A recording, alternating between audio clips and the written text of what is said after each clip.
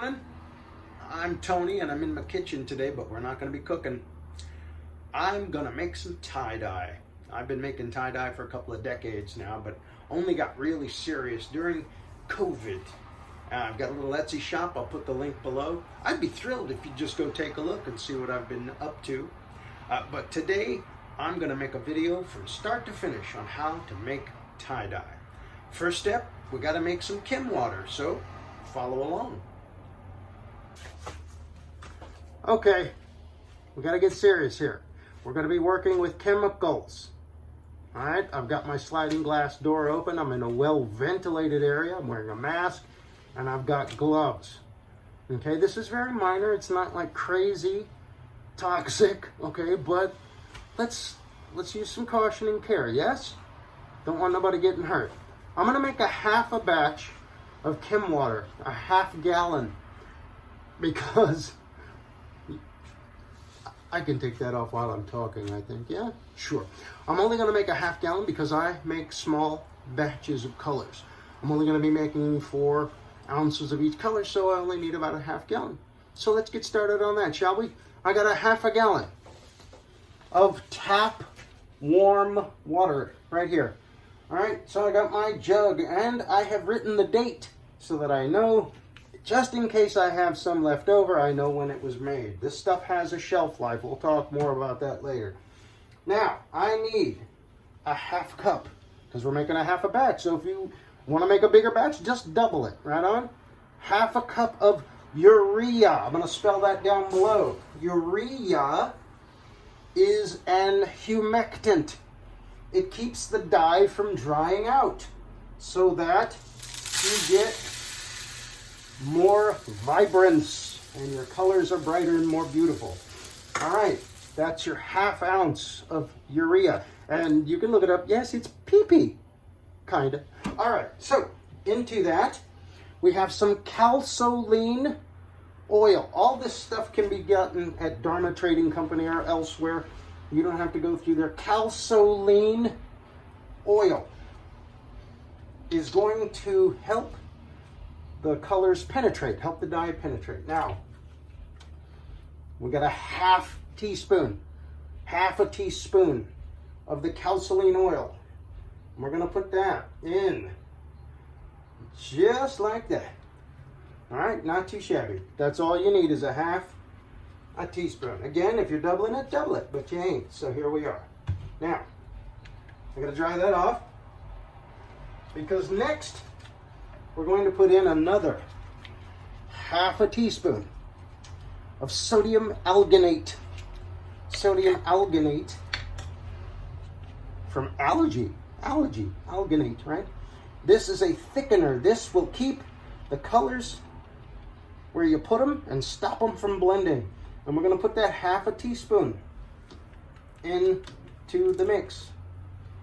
Now we add the water. So fun. Put that down into the sink so we don't cause too much of a mess. Another reason I do small batches is I don't have a lot of room. So I've got to be conservative. Here we go. Warm water is best. It's going to help everything dissolve. We're going to give this a good shake. And then we're going to leave it overnight. Because that sodium alginate is all chunky in there. It doesn't dissolve quickly, even though the water is warm. So, where's the lid? Oh my goodness, there it is. So we put the lid on to keep from splashing around. This is probably a good idea to tell you something else too when you're doing this. It's best to wear your sloppy clothes that you don't mind being ruined, frankly, because you're going to get tie-dye everywhere. It's going to happen. It's like spaghetti sauce and sand. You just keep finding it after years. Anyway, so give this a good shake. And I can't really show you too well, but if you look down in there, you will see chunks of sodium alginate floating around. We don't want that. So leave it overnight. You're not in a hurry. It will dissolve. And tomorrow, we're going to mix colors. See you then. Today we're going to mix our colors. The chem water is ready. There are no lumps. Everything has dissolved nicely and we're ready to go. A quick word. We're going to be putting our dyes into the large bottles and leaving them overnight. The reason is because when we mix them, they're going to be very frothy. Right? There's going to be a lot of air bubbles in there. And we're going to pour them in with that funnel because eventually we want to end up in this bottle. But as you see, that neck is very tiny. And we have to put it in with this very tiny funnel here. Now, if you get this funnel wet and you put it in the neck like that, it forms a seal. And when you pour the dye in, you get a big mess. And you lose about half the dye, and sometimes you might cry. Maybe. Maybe not. So, leave it alone. You mix it up, it's all frothy, let it sit overnight, let it settle, all the bubbles, and it will go right in there very nicely. We'll show that tomorrow, he said. So anyway, we're going to mix our colors. We're going to make Roy G. Biv and Friends. Now, I'm not going to sit here and record me mixing every color. I'll just tell you what's going to happen. Okay, we got our jar mixed out with 8 and 4. We're going to go to 4 ounces with the chem water. Then we mix in our powder. Then we're going to start with red, fire red. If you'll see here, there is an asterisk next to fire red. And that means we use double the amount. Then what is the amount? Well, the amount of dye powder is a teaspoon. All right, so with 4 ounces, we use 2 teaspoons of the fire red. What we mix with, I was using an immersion blender, one of those 2-part fellows. You know what I'm saying? I have one in the drawer. I'm not going to pull it out. I stopped using it because the dye would go up inside the thing and I would have to take the immersion blender and rinse and wash it between each color. It took hours. This, my new best friend. Thanks, Nick. My godson got me that on Father's Day. It's a frother. So it's a Frother's Day present. He didn't laugh either, so that's fine. The thing is, you know, this is going to make your life a lot easier. So when you're mixing dyes, right, you got to get in there and you got to get some energy going because it's going to be little crystals and you want all that dissolved. You want nice, clear liquid. Well, not clear because it's going to be colored, but you know what I'm saying. You don't want any chunks or lumps. I'm going to show you what that looks like when we get to that point. Yeah, so let's get to that point. P.S. Almost forgot. You're going to be working with fine particulates, powders, gloves, mask. Please be careful, okay? Safety first. Well ventilated area. I'm in the kitchen. I got the sliding glass door open. Don't use a fan. Don't use a fan because you're going to be working with fine powders. It'll blow it around. You don't want that to happen, okay? Be careful. Let's get started. Gloves and mask, very important. All right. So I went ahead and made the label, fire red, and the date. And then when I transfer this to the small bottle tomorrow, I'll just take that label off, put it on the little bottle. Here we go. We got our 4 ounces of chem water. And we're going to put 2 level teaspoons of fire red. Make sure that you can kind of see what's going on. This ain't the greatest setup in the world, but here we go. Here's one. And this is exactly why I'm not going to do every single color. Well, this, and I want to listen to music while I do this, and I don't really want to get sued. So anyway, you're going to have to clean your spoon, of course, between every color. And I suggest that you do this part in the sink. Here's a quick way. Just take it, swirl it around very lightly, and take a look at the inside of the glass. And if you can see chunks, which I do, we go. All right. So we've gotten to the part where it's just bubbles popping against the side. And so now we put this into the large bottle leave it overnight, and then we repeat this about 20 or 30 or 50 more times. We're going to be pouring the dye into the smaller bottles, and as you see, I've got plumber's tape around the neck. That's a good idea no matter what size bottle you're using when you're making tie-dye. That plumber's tape around the neck is going to save you some unwanted drips. Yes? All right, let's get over to the sink.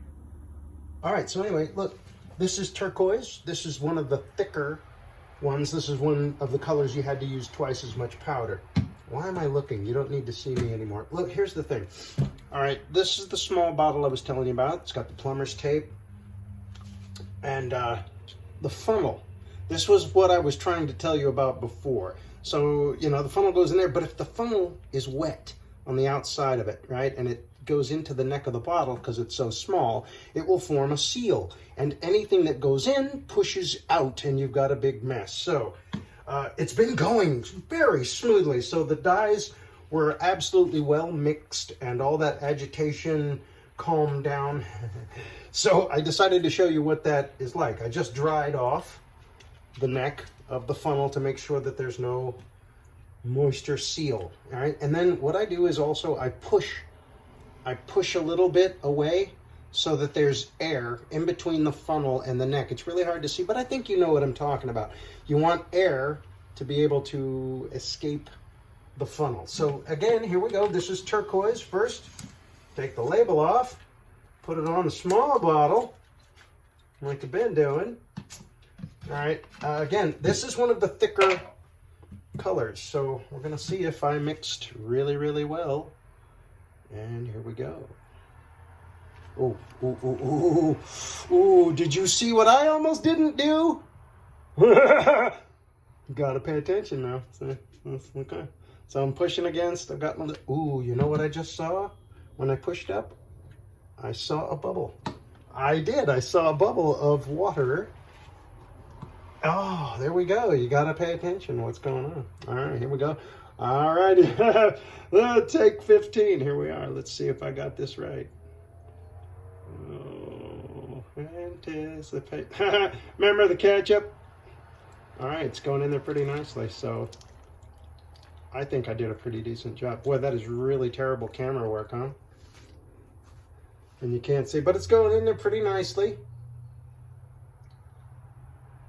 I was really close to the camera there. That's terrible. But I backed away, and my big yellow fingers are blocking everything. That's lovely, right? But it is going in very nicely. The dyes were mixed perfectly. You let them rest overnight if you're not in a hurry, and you shouldn't be. Oh, that went in so nicely. That transferred beautifully. There's no clumps, no lumps, no crying. All right, I just wanted you to see why I go through everything I go through to get the dye into the small bottles, and these nozzles are why. That beautiful precision there. All right, so I'm going to finish the rest of these colors. You see what that's like now and why we take the pains we do. Okay, we're outside for the final chemical step. We're going to be mixing soda ash solution, and all it is 1 cup of soda ash right there and 1 gallon of water. We're going to mix that up, and you can use this instantly, but as it is 3:30 in the afternoon, we're going to do this, and that's going to be the end of this video. This is all you need to do. You're going to put it right in the yarn, and then we're going to give it a little mixy mix. Yep, and then you just stir it up and dissolve it. And like I said, you can use this pretty much instantly when you're ready to go, but it's a little too late to do anything now. So that's all for now, and we'll see you in a little bit.